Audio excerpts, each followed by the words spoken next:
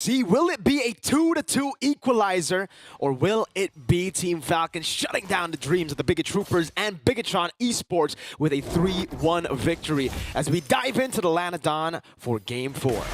Because now it's a big question. Bigetron Esports were able to find so much success in game number 3 because of comfort. Is this comfort that we're seeing now for BTR? Light on the Kalia, Moreno on the Jushin.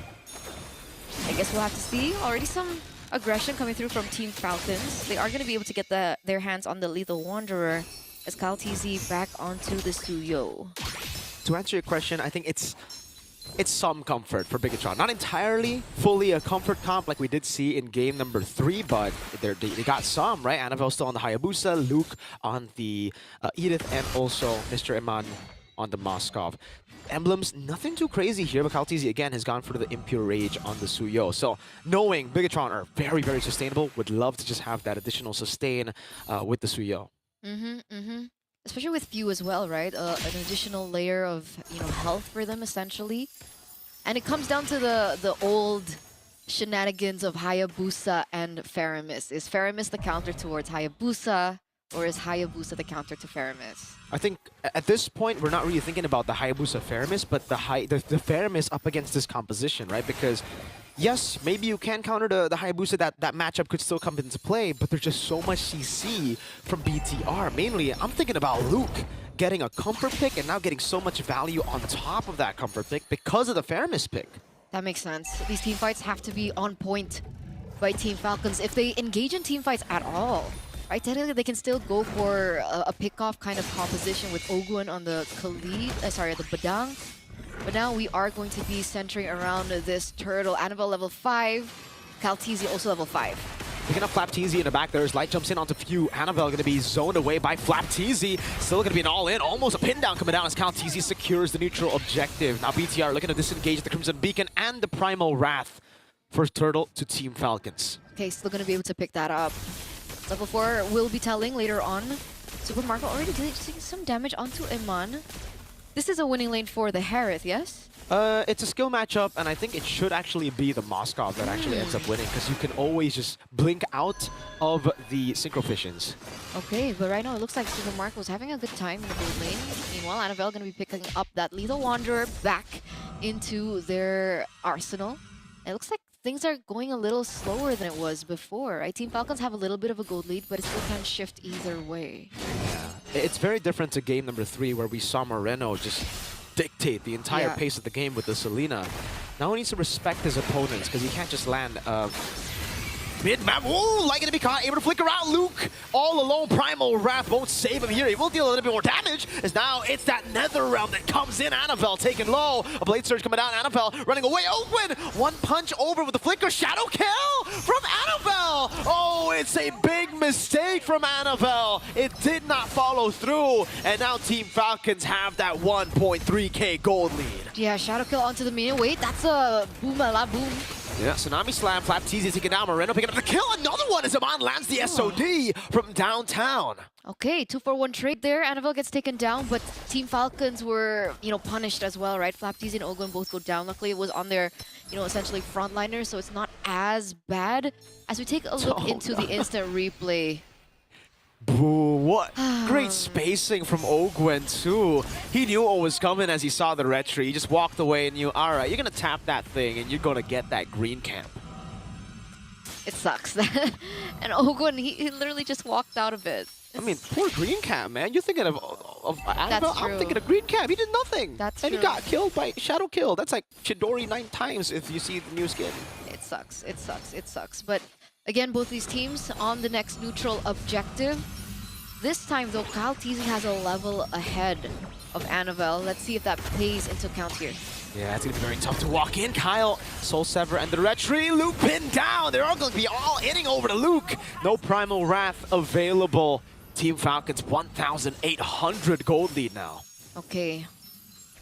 Team Falcons looking for a little bit more as well. And it's intelligent, right? Because when we were thinking about Few and his ultimate, they've been utilizing it really well. They're waiting for the resources. Wait a second, though. Moreno's not waiting. Uh-oh, pinned down again. Annabelle unable to go for it. Moreno going to be caught in the bad spot there. Light walks in, but Flapteezy just flickers out of it. Now, Possible re-engage. Tsunami Slam coming down, but it's only onto Falcons as Luke walks up with the Earth Shatter. Nether Realm coming down too. Luke, does he have the Primal Wrath? Does he want to utilize it?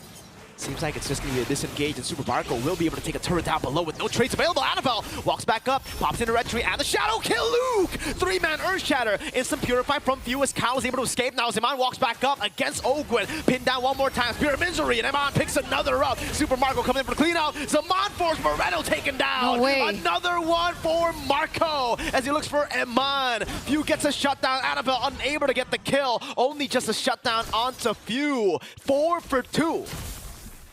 In 5 seconds, Super Marco went 2-0-3. Really, really good timing as he came back for the cleanup. But more so, Team Falcons are utilizing their composition so well. Annabelle right now going to be able to clear in that final minion in order for that turret to stay in place. But man, Team Falcons, these team fights have been so good. You know, Few was utilizing the Feramis like he would use an Angela. Definitely. It's just so ridiculous from Team Falcons. They've been able to match and really out-teamfight Bigetron almost every single time. BTR got, again, that long team fight with Eman jumping in, but they completely forgot that Marco was not present in the team fight the whole time. He was still taking turrets down below. Him getting those shutdowns and those kills in general is going to be quite massive because he's already 1,000 gold ahead of Eman now. Because initially it was really bad for Team Falcons because they wasted all their resources. And then it was bad for Bigetron because their resources were out. That's why the entry point for Super Marco was just so clean. And Team Falcons was able to get ahead. And now they have a turtle as well, an additional one for them to kind of utilize. And 2,500 is how much economy they have over the red robots. Okay. Light was looking for a play there. Bigetron do get a trade for that turtle, but it's only a turret up top. Moskov. I'd love to see the items right now to see how far Eman is from the item Power Spike. Is this updated? I think so. So Holy Crystal, right? Next. Holy Crystal for Super Marco, and that's going to be a tremendous Power Spike. Because he has Purify. He's been able to dodge away. No, hold up. Annabelle, the bottom lane, looks to clear. Won't be able to do so. 3 members down below.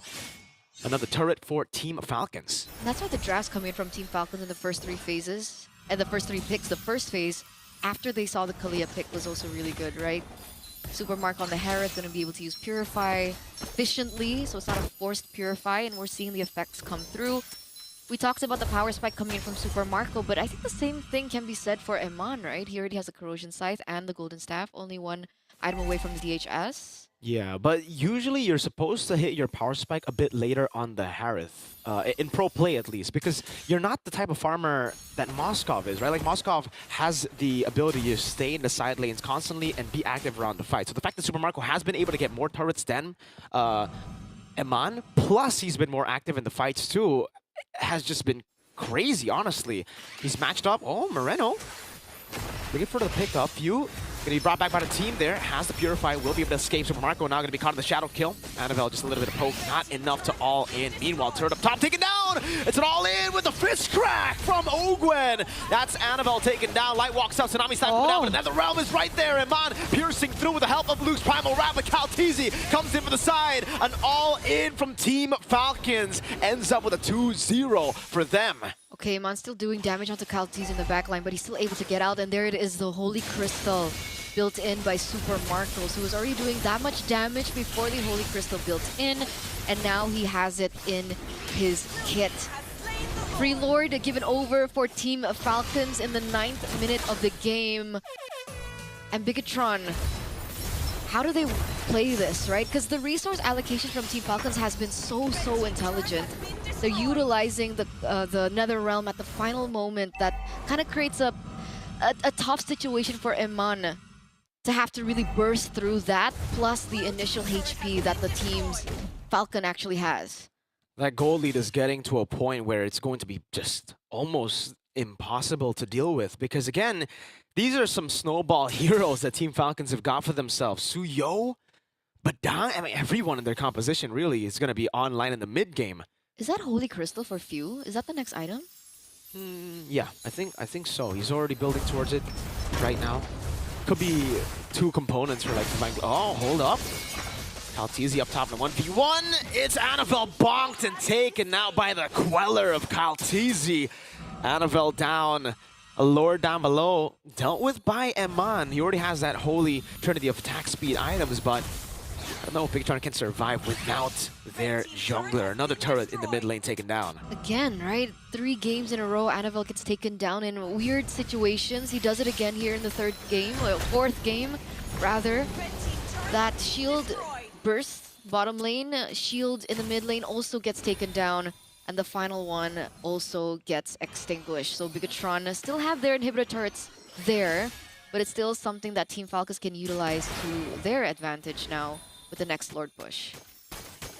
What do they do at this point, right? It's really just, it's Team Falcons' game at this point. Yeah. Like, Bigetron are just waiting for a mistake to come through. Maybe they get their item power spikes again for Eman and he is able to turn the game a bit, but I think Falcons, with this kind of composition, with a snowball that they've built, this is where the Netherrealm is in a prime position, right? Like, even if BTR are somehow able to get some of these members low, the Netherrealm acts as a second HP bar, and then they can continue to fight with that gold lead, with the Divine Glaive. In the 11th minute, this is usually where the Harith gets the Holy Crystal. He gets a Divine Glaive, Marco. Oh, this is... It just went from hard to almost near impossible to come back in this game at this point, right? He's farming out of his mind right now. On a Harith. On a Harith. What are we waiting for? Because technically, even in neutral objective take, sure, you can go for that 50-50 cheeky Sneal by Annabelle. But he's like, what, 3 levels below of Kyle TZ right now? It's If there's a way to take Annabelle, to take Kyle TZ out, rather. How? At this point, it's all about Eman free hitting. Like, that's the only angle I see. If they can somehow create space for Eman to free hit, then sure, win condition, one of the win conditions is there, but I don't see how they can do that. They're all so under-leveled.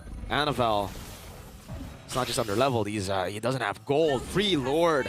For the side of Team Falcons, nothing Bigetron could do there. Forced error again. So much control, so much tempo by the Falcons. But this time around, they didn't go for a hero play like they did. Remember when the Irithel jumped in from the back line? So maybe there is some fighting chance, fighting power. Technically, Eman also has a Rose Gold Meteor built up as well to kind of stave off that magic damage as well coming in through from Super Marco. But clear is not going to be as great as well for Bigetron, right? Because Moreno's on the Jushin. It's on the Moskov. It's the same thing here as well. Clear is going to be on the Moskov. You can see Eman already dealing with wave up top there. Baptiste gets popped in, open, goes up to the scrap, but it's only onto Luke. Shadow kill, as that's going to be like popping a Tsunami Slam. Netherrealm already dealt with as Luke pops into Primal Wrath. As Super Marco dashing in again, Luke forced to flicker out as the Lord continues the charge. Kaltizi gets that Blade Surge down. Moreno's looking for the play. Won't be able to find it. Lord into bottom lane, marching into the base. That's Kyle over to Annabelle, who's going to be taken down. Light walks up, flickers out back to safety. Base is open. The Cannon is dealt with again, and Mon sliced. Blinking out. Wave up top, another one. Concentrated energy for Marco. Okay, there's still a wave marching down in the top lane. They're gonna get that turret as well. Annabelle is down for 20 seconds. Can the rest of the Bigetron members defend this? They're looking to clear the way. So far, Blade Surge! Luke able to flicker out the safety. Fist crack there. Super Marco on the base. The minions are all crashing down. Even with the Primal Wrath, it is all over for Bigetron Esports.